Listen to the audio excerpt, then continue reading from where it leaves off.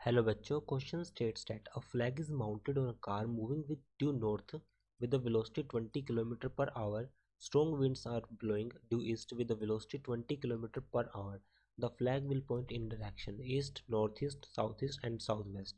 तो मैं सपोज करता हूँ कि सपोज मेरे पास ये कार है, तो अब इस पर एक फ्लैग लगा हुआ है। जैसा कि क्वेश्चन में बताया गया, इस पर एक फ्लैग लगा हुआ है। मान लीजिए इसकी जो डायरेक्शन है हमारे पास वो कुछ इस तरह से, अगर उसको डायरेक्शन के हिसाब से देखा जाए, नाउ डायरेक्शन का जो कंसेप्ट होगा हमारे पास, सपोज करता हूँ मैं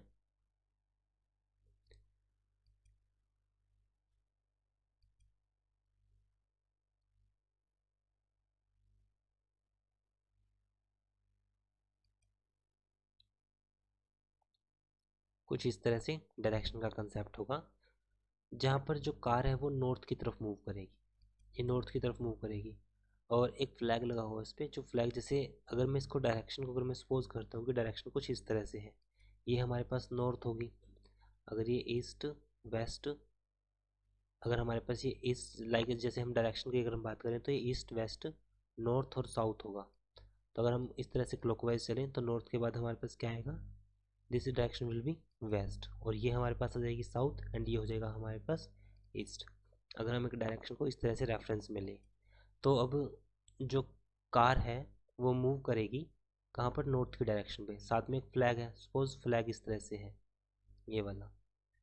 नाउ की कंसेप्ट फॉर दिस क्वेश्चन, तो यहाँ पे हम जो कंसेप्ट लगाएंगे वो होगा concept of relative velocity.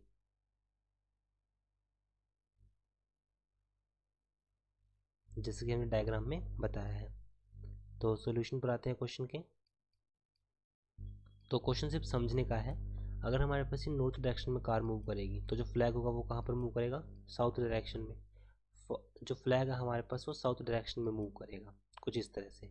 But strong winds are blowing towards the east direction. अगर ईस्ट डायरेक्शन की तरफ विंड्स जा रही है तो हमारे पास कोई फ्लैग पर कुछ इस तरह से पड़ेगी जो कि ईस्ट डायरेक्शन को पॉइंट आउट करेगी। तो अगर हम इनके रिजल्टेंट की बात करें तो इसका जो रिजल्टेंट होगा वो कुछ इस तरह से होगा। So this direction will B long south east direction, so direction will be southeast, so right answer will be option C. I hope solution is understandable. Thank you.